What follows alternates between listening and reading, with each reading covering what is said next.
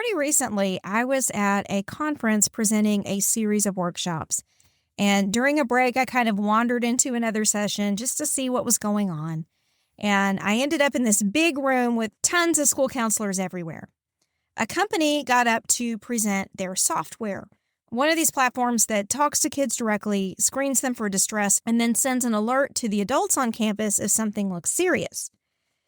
And they had brought school counselors up on stage to talk about how much they loved it.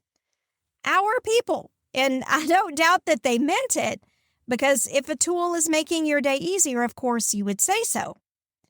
But I sat in that room and I felt something that I am not saying to be dramatic, but it felt dystopian, because nobody in that room had stopped to ask whether relief was the same thing as proof. And they were all quick to applaud for the very thing that was auditioning to take their jobs. That's where this episode starts. Hey, school counselor, welcome back. Last episode, we talked about districts suing social media companies because they say technology has created real student mental health costs. This week, we're looking at the strange second half of that story. What happens when schools recognize technology as part of the problem, then turn around and buy more technology as the solution? It's a head scratcher for sure. So if you're ready for some straight talk, my friend, some clarity on your work, and maybe a little bit of rebellion, you are in the right place. I'm Steph Johnson, and this is the School for School Counselors podcast.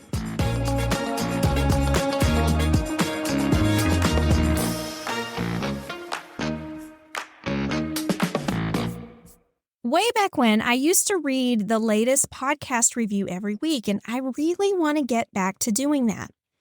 The most recent review comes from listener Tracy, who said, Steph is the go-to for all things school counseling. Not only does she cover topics thoroughly, but she makes them enjoyable. Although I'm retired now, I'm planning on doing some trainings for a local school, and this podcast has helped me brush up on my school counseling lingo. Now I've been binge listening any that are similar to my training topic. When I was still a school counselor, this podcast brought me so much encouragement. Thanks, Steph, for doing the work it takes to make this wonderful podcast. Tracy, thank you. That is the kind of thing that keeps me showing up to record these week after week. Y'all, here's the thing. If you've got a review sitting in your head that you have never actually typed out, now is the time. Go leave one on Apple Podcasts, because I want to read it to you a few episodes from now. All right. Okay. So last week was about the cost of social media that nobody had been counting. This week is going to be about the shortcut that nobody questions. Here's what's out there already in thousands of districts right now. Software that scans what kids write on school accounts and devices, in their emails, their docs, and their search history, looking for language that suggests self-harm, violence, or distress. When something trips the wire, an alert goes to a staff member, sometimes to law enforcement, sometimes in the middle of the night, about something that a kid wrote at 2 a.m. that they never meant anybody to see. In one Kansas district, that system generated over 1,200 alerts in 10 months. And almost 2/3 of them turned out to be nothing. One of those alerts was a kid who used the words mental health in a college application essay. In a Florida county, alerts from the same kind of system led to 72 kids getting involuntarily hospitalized under a law meant for genuine psychiatric emergencies. Not 72 kids who had to go talk to the school counselor, 72 kids who got picked up. But that's just keywords. That was only the beginning. There's a newer category now, too. Tools that don't just watch, they talk back. A chatbot that a kid can message any hour of the day working through anxiety or a fight with a friend, that's also wired to alert the adults on campus if something serious comes up. Here's the part that should bother you a little bit. In most of these platforms, the conversation itself does not get relayed to a human unless the software decides it's concerning enough to flag. The kid's talking to the bot. The bot is the one deciding what's worth a human's attention and what isn't. And here's what the research says about how good AI is at making this exact call. A peer-reviewed study in Scientific Reports tested 29 AI chatbot agents in simulated suicidal risk scenarios and found that they are slow to escalate. They postpone referring a kid to an actual human until the risk has already climbed to a dangerous level. A separate peer-reviewed study compared ChatGPT suicide risk assessments directly against licensed mental health professionals and found that ChatGPT rated the risk lower than the professionals did across every scenario tested. The researchers' conclusion was blunt. Anyone relying on it gets an assessment that underestimates the actual risk. AI does fine on the obvious cases, the clearly low-risk scenario and the clearly high-risk. Where it falls apart is the gray zone in between, which, if you've ever sat from across a kid who's hard to read or is confused or very emotional, is most of the job.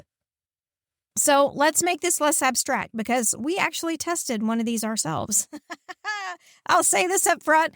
This is not a study. It's one platform, one conversation, one evening in the mastermind. So I'm not telling you it's representative of every tool out there, but I am going to tell you what happened, and it's worth knowing about because it's scary. About a year ago, I guess, in the mastermind, I posed as a student talking to one of these platforms. My test case was a kid being routinely beaten at home. They were depressed because of it, and they confided that they'd started to think about running away. The platform's advice to the student was to try to understand where the other person was coming from. Sit in that for a minute. A child told it was being beaten, and the response was essentially, have some empathy for the person hitting you. That is not a gray zone miss. That is the platform victim blaming a kid in real time with zero human ever seeing the conversation. And that's the kind of thing our own people, our own school counseling colleagues were applauding at that conference. So let's actually look at what's underneath all of this because the marketing and the evidence are not telling the same story. A RAND researcher named Jessica Page looked at the surveillance tools and found little evidence they're actually effective at identifying students who are genuinely at risk. Not like there's some evidence, but we debate it. She said little evidence. And alongside that, thin effectiveness, real costs, privacy risk, bias, and systems that are hard for a parent to opt out of once the district adopts them. Now look at how the newer so-called counseling chatbots get sold to districts. They don't get sold through clinical outcome data. They get sold with numbers like a 70% reduction in disciplinary referrals after a year, with language about how improved attendance translates directly into increased funding. One platform's own marketing says plainly that it pays for itself. Chew on that for a minute. It pays for itself. That is not a description of good counseling or clinical care. That is an ROI pitch, return on investment. That is the same kind of pitch that you would hear if you were in the market to buy a new copier. Now, here's something interesting. Nevada passed a law last year, AB 406, that does something that most of the country still hasn't done. AB 406 says a public school cannot use AI to perform the duties of a school counselor, school psychologist, or school social worker when it comes to a student's mental health. Schools can still use AI to schedule appointments, manage records, and organize notes, basically anything administrative. What they can't do is let a bot stand in for the actual clinical function.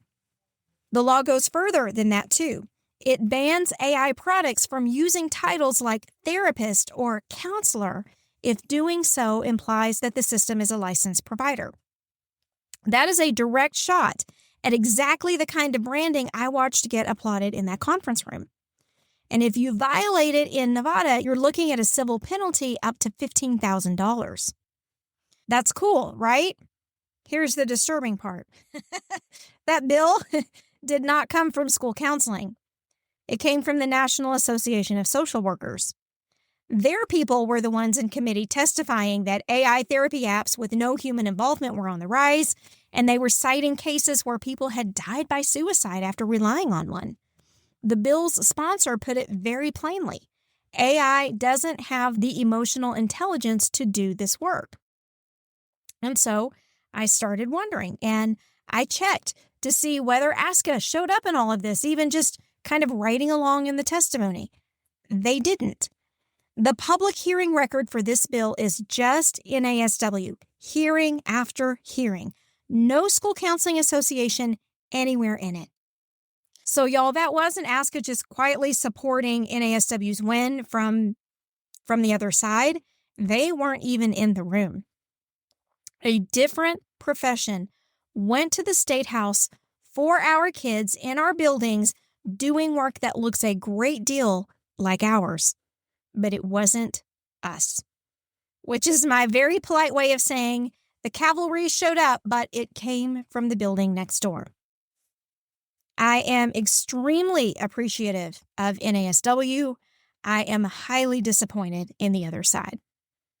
Now, before I go on, let me be real clear about this because I've spent some time in the podcast being very skeptical and critical of position statements. My criticism of position statements has always been about how we use them in advocacy, because too many school counselors treat a position statement like it's going to do the work for us, and it won't. You still have to get out there, create the relationships, build the social capital, and enact the change yourself, unfortunately. But that's a critique on how they're being used, right? Not what they're for. When position statements are functioning correctly, they communicate, here's where our profession draws a line, and here is why. We've got a lot of these. ASCA has position statements right now about confidentiality, suicide risk assessment, student mental health, tons more, because this is how the profession has historically drawn its lines. There is not one on AI. I looked. Over 50 statements, and apparently we just never saw this one coming. Oh, gracious. Can an AI screen a kid for suicidal ideation on its own? Can it run a one-on-one conversation with a 14-year-old and call that counseling? A position statement, when done right, is what lets a counselor point to something on paper and say, no, our profession doesn't do it that way, and here's why. And I don't think that the absence of that statement is really anybody's fault in particular. I think it's just what happens because things are changing so quickly. But what does bother me is that in the absence of a statement like this, ASCA's own paid training, one that they sell with their name on it, describes its purpose as helping counselors integrate AI while maintaining ethical, student-centered practices. That's adoption language, not a boundary. It tells people how to walk further in the room, not where the room should stop. Here's kind of the clearest way I can say it. The profession hasn't drawn a clear line yet, so the vendors are happy to draw it for us instead. We become the adopters because nobody stepped up to be the regulator, the one who says, not like this, before the marketing gets to decide what happens. And that matters. That's a huge organizational gap. But on your campus, none of that matters when the vendor's already in the conference room and your principal's asking if you've seen the cool demo yet. So I don't have any action plans for you this time. This is kind of a bigger thing than any of us can fix on our own. But there are two things you could do. First, run a gut check. If one of these tools gets proposed at your school, notice the instinct that says, my caseload is already so full, so any help is better than none. Y'all, we've all had that inclination from time to time, but it's also exactly how an unproven platform ends up in your building with nobody asking the hard questions first. Researchers Zaromsky, Dimmitt, Ariani, and Griffith wrote about this back in 2018. Even though we're ethically bound to use evidence-based practice, there is a documented gap between that mandate and what actually gets adopted in real schools under real time pressures. That gap is exactly where things like this tend to slip in. Second, find out what's already running in your building or what may be running soon, and get the real stats from whoever oversees that. Take it to your principal before the next vendor walks in. Here's what we're using. here's what we're actually catching is a different conversation than reacting to the sales deck after the fact, right? This is exactly the kind of thing that we're testing ourselves on in the mastermind anytime we get access to a new platform. And it's part of why we built the masterclass I mentioned in the last episode, AI, social media, and gaming, what school counselors need to know. So if you want that kind of scrutiny before the next tool lands on your principal's desk, you can go listen to that this week. The link to the mastermind is in the episode description. But go back to that conference room with me for just a second. The thing that bothered me most that day was not the product they were showing on the screen. It was watching our own people vouch for it, one after another, with nobody in the room asking the harder questions. Nevada drew a line. Social workers drew a line. School counselors have not done that yet. And in the meantime, we've got folks actively promoting AI adoption with no guardrails attached. The profession has not gotten clear. And vendors are happy to draw that line for us instead on their terms in their marketing copy. That is not a good look for us, but it is the truth of where we are right now. And I'd rather we talk about it and face some hard things and find out the hard way from whoever manages to sell one of these to your principal. Last week was about the social media and online costs that nobody was counting in schools. This week was about the shortcut that nobody questioned. Both of those things have landed squarely on your shoulders, but neither one of them had to. And for what it's worth, people are starting to notice. Hey, I'm Steph Johnson. I'll be back soon with another episode of the School for School Counselors podcast, so keep listening. Until then, take care.